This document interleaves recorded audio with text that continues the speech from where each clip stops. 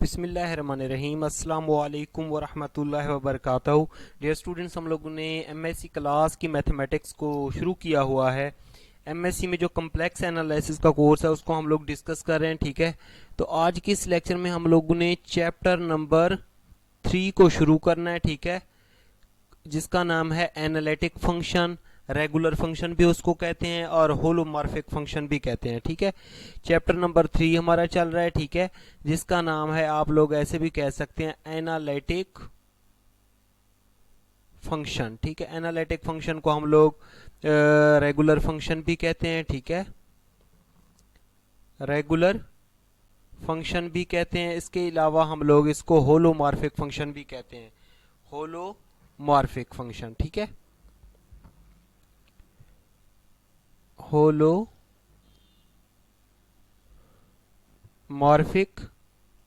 Function. ठीक है, तो सबसे पहले एनालिटिक फंक्शन को समझने के लिए या रेगुलर फंक्शन को समझने के लिए या होलोमॉर्फिक समझने के लिए कुछ बेसिक डेफिनेशन है, पहले आप लोग इनको समझ लें। मतलब आप लोग कम्प्लेक्स नंबर क्या होता है इसको समझ लें, कम्प्लेक्स वेरिएबल फंक्शन क्या होता है उसको समझ लें। ठीक है, मॉडुलस क्या होता है उसको समझ लें, आर्गुमेंट्स क्या होता है और इसके अलावा कॉन्जुगेट क्या होता है इसको समझ लें। ये बेसिक टर्म्स हैं, इनको समझ के फिर हम लोग एनालिटिक फंक्शन पे आएंगे। ठीक है, फिर हमें एनालिटिक फंक्शन समझ आएगा। तो सबसे पहले हम लोग बात करते हैं, ठीक है, सबसे पहले नंबर पे हम लोग बात करते हैं कम्प्लेक्स नंबर की। कम्प्लेक्स नंबर, ठीक है बेटा, कम्प्लेक्स नंबर जो होता है उसको हम लोग z से डिनोट करते हैं। ठीक है, वो जो कम्प्लेक्स नंबर है वो रियल पार्ट और इमेजिनरी पार्ट का एडिशन होता है, x प्लस आयोटा y। ठीक है, ये क्या होता है, रियल पार्ट होता है। ठीक है, रियल पार्ट z का होता है और ये वाला जो होता है इसको पढ़ते हैं हम लोग इमेजिनरी पार्ट होता है, किसका, z का। ठीक है, ये क्या होता है, इस z का इमेजिनरी पार्ट होता है और इसको क्या कहते हैं, हम लोग पढ़ते हैं आयोटा पढ़ते हैं। क्या पढ़ते हैं, आयोटा पढ़ते हैं। आमतौर पर आयोटा स्क्वायर की वैल्यू क्या होती है, -1 होती है और आयोटा किसके बराबर होता है, -1 स्क्वायर रूट। ठीक है, तो अगर कोई भी आप लोगों से पूछे कि कम्प्लेक्स नंबर क्या होता है तो आप लोगों ने कहना है कि z इज इक्वल टू होता है x प्लस आयोटा y, मतलब जिसमें रियल पार्ट भी हो और क्या हो, इमेजिनरी पार्ट भी हो। ठीक है, रियल पार्ट के साथ आयोटा नहीं होता, जिसके साथ आयोटा ना हो उसको रियल पार्ट कहते हैं और जिसके साथ आयोटा हो उसको इमेजिनरी पार्ट कहते हैं। ठीक है, तो इस तरह का जो कॉम्बिनेशन होता है उसको क्या कहते हैं, हम लोग कम्प्लेक्स नंबर कहते हैं। ठीक है, हर रियल नंबर जो होता है वो कम्प्लेक्स नंबर होता है। हर रियल नंबर क्या होता है, हर रियल नंबर जो होता है वो कम्प्लेक्स नंबर होता है। मतलब रियल नंबर कौन सा हो गया, फॉर एग्जांपल अगर यहाँ पे 2 है ना तो इसको हम लोग लिख सकते हैं 2 + 0 आयोटा, ऐसे लिख सकते हैं। ठीक है, तो हर रियल नंबर, इसी तरह 3 हो तो हम लोग लिख सकते हैं 3 + 0 आयोटा। ठीक है, तो हर रियल नंबर जो होता है वो क्या होता है, कम्प्लेक्स नंबर होता है। ठीक है, इसके बाद हम लोग बात करते हैं किसके ऊपर, इसके बाद हम लोग बात करते हैं कम्प्लेक्स वेरिएबल फंक्शन। ठीक है, उसके ऊपर बात करते हैं कम्प्लेक्स वेरिएबल फंक्शन। तो बेटा कम्प्लेक्स वेरिएबल फंक्शन भी क्या होता है, बहुत ही आसान होता है। ये सेकंड इसकी definition, complex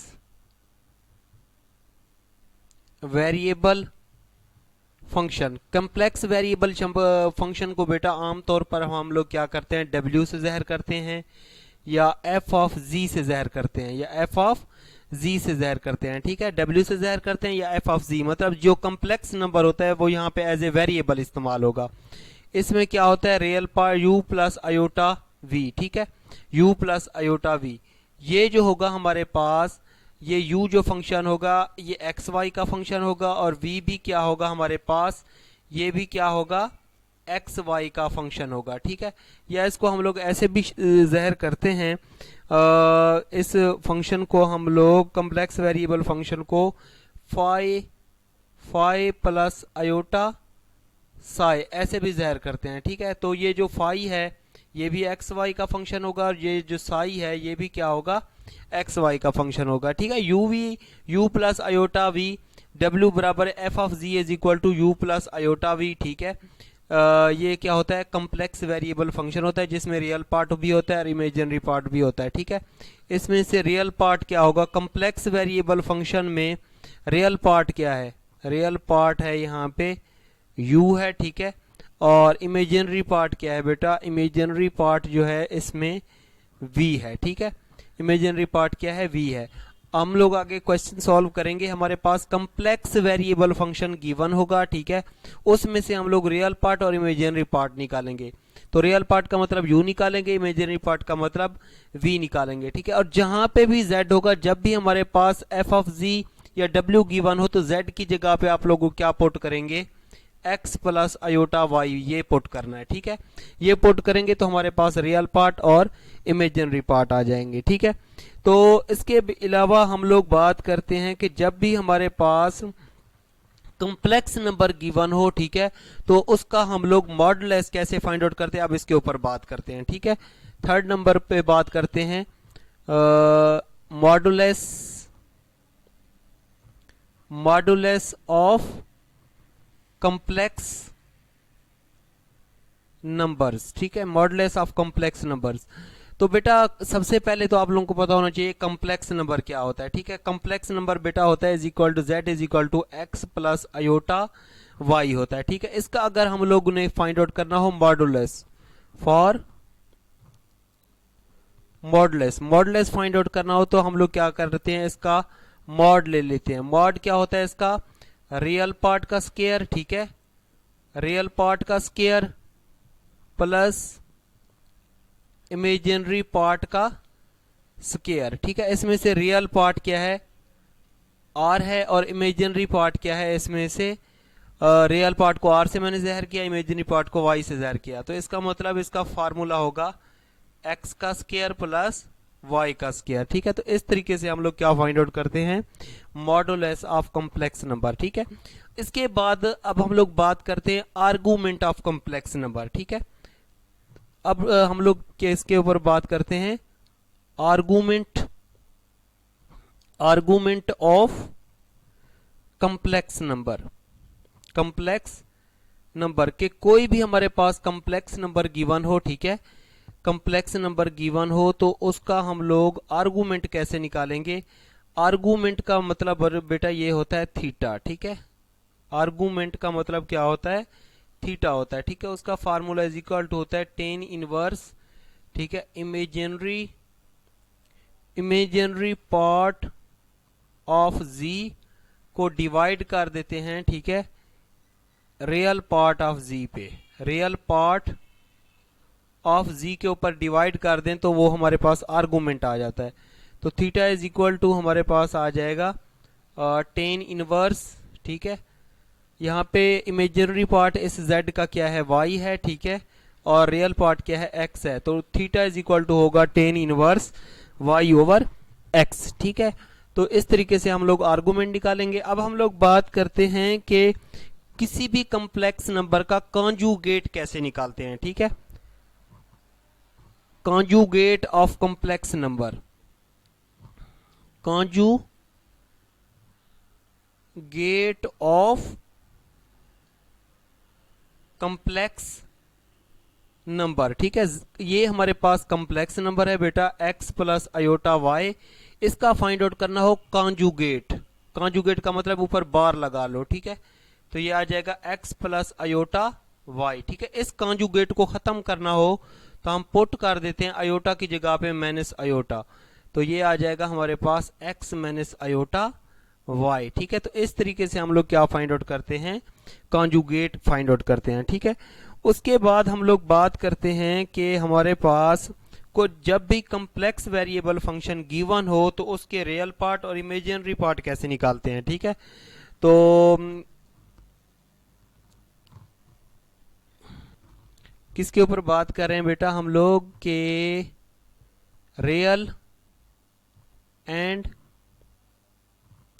imaginary part from f of z, मतलब कम्प्लेक्स वेरिएबल फंक्शन में से हम लोग एफ ऑफ जी का मतलब कम्प्लेक्स वेरिएबल फंक्शन, उसमें से रियल पार्ट और इमेजिनरी पार्ट कैसे निकालते हैं। तो इसके लिए मैं एक एग्जांपल दे रहा हूं कि अगर हमारे पास F of G is equal to given हो यहाँ पे z का स्क्वायर, ठीक है, इस तरीके से कोई गिवन हो, तो हम लोग क्या करेंगे, z की जगह पे बेटा पुट कर लेंगे x plus iota y put करेंगे, ठीक है। तो ये आ जाएगा x प्लस अयोटा y इसका स्क्वायर, ठीक है। फार्मूला ओपन कर देंगे a प्लस बी का स्क्वायर, a का स्क्वायर प्लस b का स्क्वायर, ठीक है, प्लस 2ab। तो अयोटा स्क्वायर की वैल्यू क्या होती है, -1 होती है, तो माइनस y का स्क्वायर प्लस 2xy और ये अयोटा आ जाएगा, ठीक है। अब हम लोग क्या करते हैं, इसमें से निकालना है हम लोग ने रियल पार्ट और इमेजिनरी पार्ट, रियल पार्ट और इमेजिनरी पार्ट निकालते हैं, ठीक है। तो एफ ऑफ जी की जगह पे हम लोग क्या निकालेंगे, u प्लस अयोटा v, ठीक है। तो कंपेयरिंग करेंगे, कंपेयरिंग बोथ साइड, ठीक है। तो u का मतलब इसके साथ अयोटा नहीं है, तो ये रियल पार्ट है, और राइट हैंड साइड में से जिसके साथ अयोटा नहीं होगा वो रियल पार्ट होगा। X square minus Y square के साथ अयोटा नहीं है, तो ये रियल पार्ट है, ठीक है। X square minus Y square ये क्या है, रियल पार्ट। और इसी तरीके से अगर इमेजिनरी पार्ट निकालना हो तो v इज इक्वल टू आ जाएगा हमारे पास 2xy, ठीक है। ये क्या होगा, हमारे पास इमेजिनरी पार्ट होगा, ठीक है।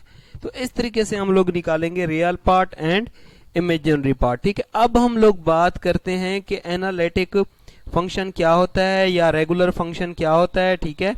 तो उसकी कंडीशंस क्या होती हैं कि किसी भी कम्प्लेक्स वेरिएबल फंक्शन को चेक करना हो कि ये एनालिटिक है या नहीं है, तो कौन कौन सी ऐसी कंडीशंस हैं जो हम लोग उस पर अप्लाई करके चेक कर सकते हैं कि ये एनालिटिक है या नहीं है। तो सबसे पहले आप लोग समझें एनालिटिक फंक्शन, या जिसको हम लोग कहते हैं रेगुलर फंक्शन, होलोमॉर्फिक फंक्शन भी कहते हैं या मोनोजेनिक फंक्शन भी कहते हैं, उसकी कंडीशन समझ लें।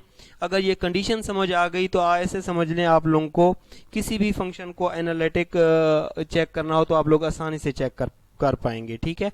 तो अब हम लोग बात करते हैं एनालिटिक फंक्शन के ऊपर।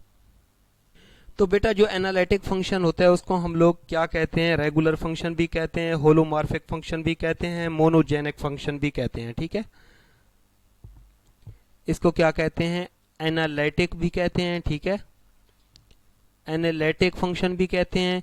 इसको हम लोग क्या कहते हैं, रेगुलर फंक्शन भी कहते हैं बेटा, ठीक है, रेगुलर फंक्शन भी कहते हैं। इसके अलावा होलोमॉर्फिक फंक्शन भी कहते हैं, होलोमॉर्फिक फंक्शन भी कहते हैं। इसके अलावा मोनोजेनिक फंक्शन भी इसको हम लोग कहते हैं, ठीक है। तो एनालिटिक फंक्शन हो या रेगुलर फंक्शन हो या होलोमॉर्फिक फंक्शन हो या मोनोजेनिक फंक्शन हो, उसके लिए लाजमी है कि हमारे पास क्या होना चाहिए, कम्प्लेक्स वेरिएबल फंक्शन होना चाहिए, ठीक है। एक कम्प्लेक्स वेरिएबल फंक्शन को हम लोग एनालिटिक फंक्शन तब कहेंगे जब हमारे पास 3 किस्म की कंडीशन सेटिस्फाइड हो जाएं, तब हम लोग क्या कहेंगे कि ये फंक्शन क्या है, एनालिटिक है। वो 3 कंडीशन कौन कौन सी हैं वो यहाँ पे मैं लिख देता हूँ, फिर उसको एक्सप्लेन कर देता हूँ। तो स्टूडेंट ये है इसकी डेफिनेशन, ठीक है। एक complex variable function F of G is equal to W is said to be analytic if following conditions are satisfied. किसी भी कम्प्लेक्स वेरिएबल फंक्शन को हम लोग एनालिटिक तब बोलेंगे जब हमारे पास ये 3 कंडीशन सेटिस्फाइड हो रही हूँ, ठीक है। तो किसी भी फंक्शन को चेक करना हो कि एनालिटिक है या नहीं है, तो हम लोग ये 3 कंडीशन अप्लाई करेंगे, ठीक है। आगे इसका वो बाद में समझना, पहले आप लोग ये देख लें कि 3 कंडीशन हम लोग अप्लाई करेंगे। फिर उसके बाद फंक्शन की भी टाइप्स होती हैं, हर फंक्शन पे भी ये तीनों कंडीशन अप्लाई नहीं होगी, ठीक है। किसी मैक्सिमम क्वेश्चन ऐसे भी होंगे जिन पे हम लोग ये लास्ट वाली 3rd कंडीशन हम लोग अप्लाई करके हम लोग इसको चेक कर लेंगे कि एनालिटिक है या नहीं है। तो बेटा ये 3 किस्म की कंडीशन है कि सबसे पहली कंडीशन ये है कि इसमें F of G should be single valued. Function क्या होना चाहिए, सिंगल वैल्यूड फंक्शन होना चाहिए। इसका मतलब ये है कि फॉर एग्जांपल अगर हमारे पास बेटा यहाँ पे 2 किस्म के फंक्शन है, ठीक है।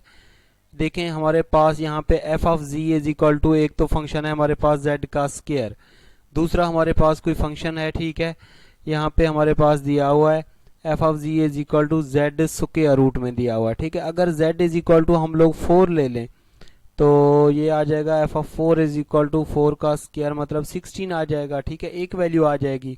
इसका मतलब ये हुआ कि फंक्शन क्या है, ये सिंगल वैल्यूड है। लेकिन अगर यही वाला 4 मैं यहाँ पे ले लूँ, ठीक है, तो इस तरह का फंक्शन हो 4 स्क्वायर रूट, तो ये हमारे पास आ जाएगा प्लस माइनस का 2 आएगा, ठीक है।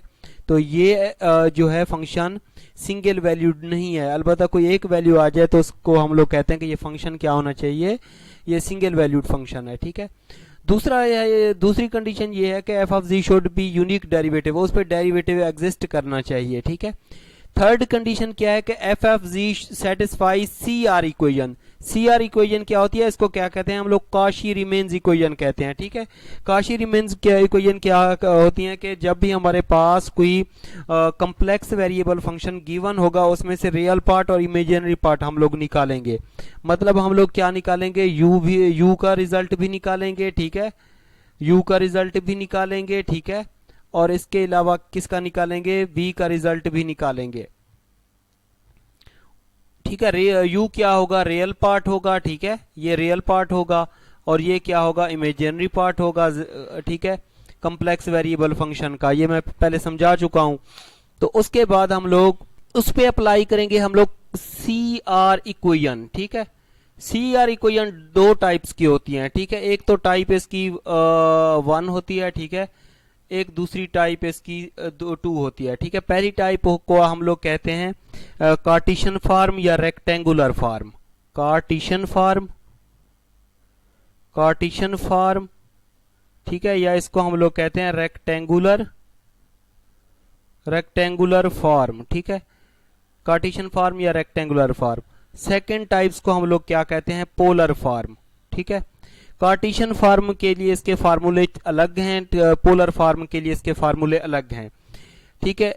कार्टिशियन फॉर्म के लिए क्या होगा कि हम लोग u ऑफ x का डेरिवेटिव क्या होना चाहिए, u ऑफ y के बराबर होना चाहिए, इसकी कंडीशन है, ठीक है। या इसको ऐसे भी लिख सकते हैं कि पार्शियल u का derivative partial u of x is equal to होना चाहिए v ऑफ y, ठीक है,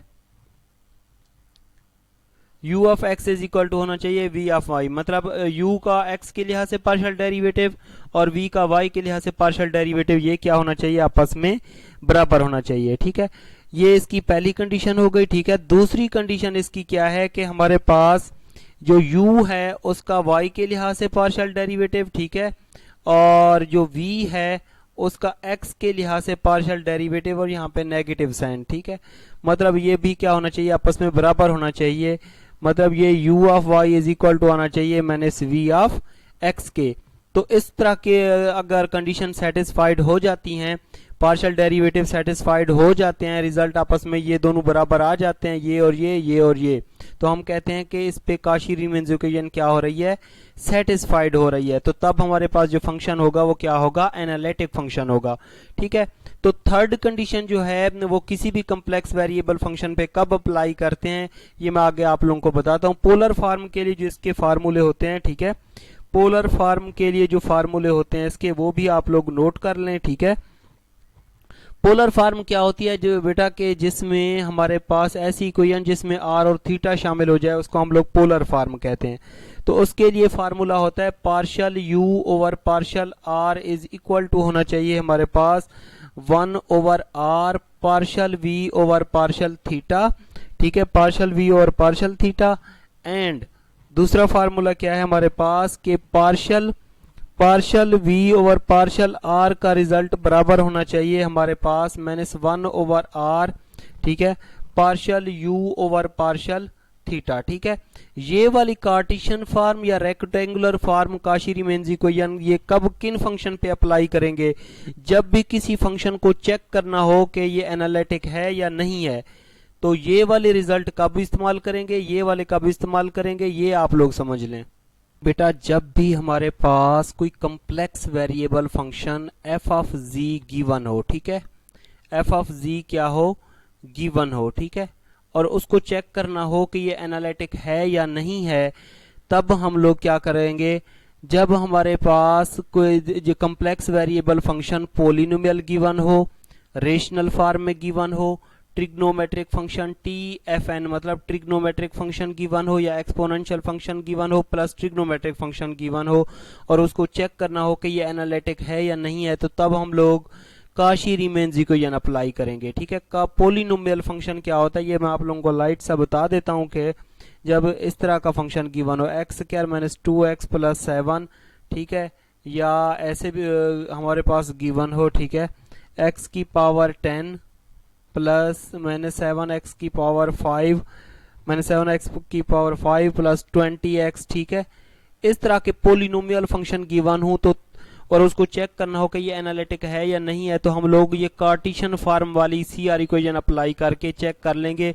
अगर काशी रीमेन्स इक्वेशन सेटिस्फाइड हो जाएंगी तो हम लोग कहेंगे कि ये फंक्शन क्या है, एनालिटिक है। ठीक है, या हमारे पास कोई रेशनल फंक्शन गिवन हो, ठीक है, फॉर एग्जांपल हमारे पास ये वाला जो है एक्स वाई, ठीक है, divided by x square plus y square, ठीक है, ये न्यूमिनेटर होता है, नीचे वाला डिनोमिनेटर होता है। ठीक है, जो इसका डिनोमिनेटर है वो नॉट इक्वल टू 0 होना चाहिए। ठीक है, और उस जब रेशनल फंक्शन आ जाए या पोलिनोमियल आ जाए या ट्रिग्नोमेट्रिक आ जाए या एक्सपोनेंशियल प्लस ट्रिग्नोमेट्रिक फंक्शन आ जाए और वो कहे कि चेक करें इसको एनालिटिक है या नहीं है, तो एनालिटिक चेक करने के लिए हम लोग ये जो है इसकी एनालिटिक डेफिनेशन के मुताबिक, एनालिटिक फंक्शन की डेफिनेशन के मुताबिक इसकी तीनों कंडीशन अप्लाई नहीं करेंगे, बल्कि हम लोग अप्लाई करेंगे Cauchy Riemann's equation, third condition apply करेंगे। कौन सी अप्लाई करेंगे? थर्ड कंडीशन अप्लाई करेंगे और कार्टेशियन फॉर्म वाली या पोलर फॉर्म वाली रिजल्ट हम लोग अप्लाई करेंगे। ठीक है, अगर ये दोनों कंडीशनें ये वाली, ठीक है, ये वाली दोनों कंडीशन सेटिस्फाइड हो जाएंगी या ये वाले रिजल्ट सेटिस्फाइड हो जाएंगे, ठीक है, तो हम लोग कहेंगे कि ये फंक्शन क्या है, एनालिटिक है।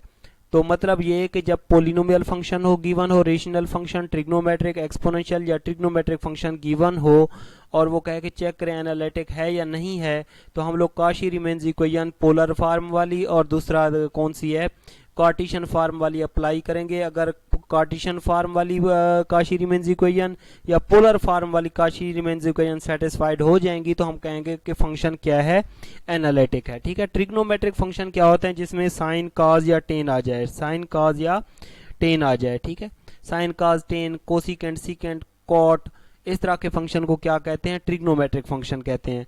ठीक है, मतलब ये कि साइन 3x कॉज 2x, ठीक है, और सीकेंट 2x, इस तरह के फंक्शन आ जाएं और वो कहे कि चेक करें एनालिटिक है या नहीं है, तो हम काशी रीमेन्स इक्वेशन इन पे अप्लाई करेंगे।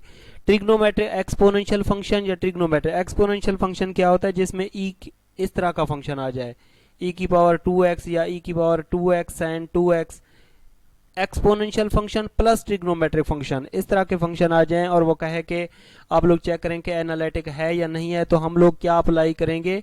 इन पे अप्लाई करेंगे काशी एनालिटिक फंक्शन की थर्ड कंडीशन अप्लाई क्या करेंगे हम लोग? काशी रीमेन्स इक्वेशंस। ठीक है, पोलर फॉर्म वाली या दूसरी कार्टेशियन फॉर्म वाली, थर्ड कंडीशन अप्लाई करेंगे। ठीक है, अगर इस तरह के फंक्शन आ जाएं, पोलिनोमियल, रेशनल, ट्रिग्नोमेट्रिक या एक्सपोनेंशियल प्लस ट्रिग्नोमेट्रिक, तो Kashi Riemann's equation just apply करेंगे और चेक कर लेंगे कि फंक्शन एनालिटिक है या नहीं है। अगर हमारे पास इस तरह के फंक्शन नहीं आते, किसी और फंक्शन के आ जाते हैं, तब हम लोग क्या करेंगे? एनालिटिक फंक्शन की ये तीनों कंडीशन फिर उन पे अप्लाई करेंगे, तीनों कंडीशन अप्लाई करेंगे। ठीक है, फिर हम लोगों को पता चलेगा अगर तीनों कंडीशन सेटिस्फाइड हो जाएंगी तो फिर हम कहेंगे कि ये फंक्शन क्या है, एनालिटिक है। बल्कि जब हमारे पास पोलिनोमियल, रेशनल, ट्रिग्नोमेट्रिक या एक्सपोनेंशियल इस टाइप के फंक्शन आ जाएं तो हम थर्ड कंडीशन अप्लाई करेंगे।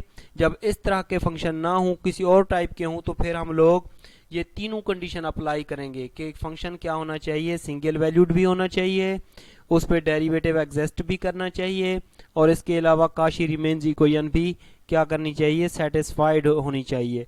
अगर ये तीनों कंडीशन सेटिस्फाइड हो जाएंगी तब हम कहेंगे कि ये फंक्शन क्या है, एनालिटिक है, रेगुलर है, होलोमॉर्फिक है या मोनोजेनिक फंक्शन है। ठीक है, तो इंशाल्लाह हम लोग नेक्स्ट लेक्चर में कुछ क्वेश्चन करेंगे, ठीक है, और उनको चेक करेंगे कि ये फंक्शन क्या है, एनालिटिक है या नहीं है। तो ये आप लोगों ने याद रखना है कि ये पोलिनोमियल इस तरह के होते हैं, ठीक है, रेशनल इस तरह के होते हैं जिनमें बटा हो, और ट्रिग्नोमेट्रिक साइन कॉज वाले होते हैं, और एक्सपोनेंशियल जिसमें ई हो, और ट्रिग्नोमेट्रिक जिसमें साइन कॉज या टेन के फंक्शन आ जाए। तो इस तरह के फंक्शन आ जाएं तो हम लोग क्या अप्लाई करेंगे, काशी रीमेन्स इक्वेशन अप्लाई करेंगे, कार्टेशियन फॉर्म वाली या पोलर फॉर्म वाली। ठीक है, तो थर्ड कंडीशन मतलब एनालिटिक फंक्शन की डेफिनेशन की थर्ड कंडीशन अप्लाई करेंगे जब इस तरह के फंक्शन होंगे एनालिटिक चेक करने के लिए। ठीक है, तो अपना ख्याल रखिएगा, दुआओं में याद रखिएगा। अल्लाह हाफिज़।